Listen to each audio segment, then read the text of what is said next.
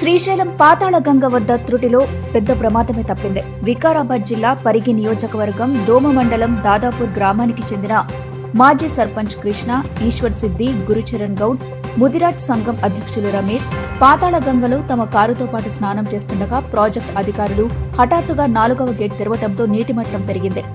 దాంతో ఆందోళనకు గురైన వారిని స్థానికుల సహాయంతో అతి కష్టం మీద కారును ఒడ్డుకు చేర్చి వారు కూడా బయటపడ్డారు.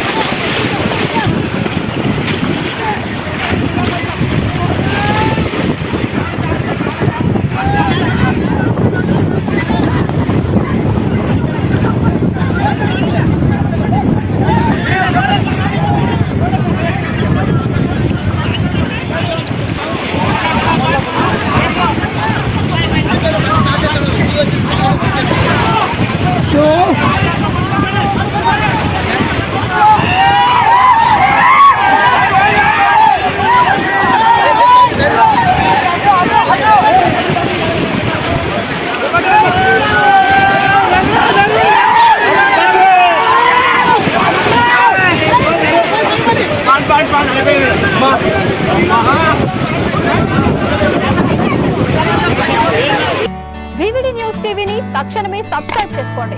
నోటిఫికేషన్ కోసం బెల్ ఐకాన్ క్లిక్ చేయండి.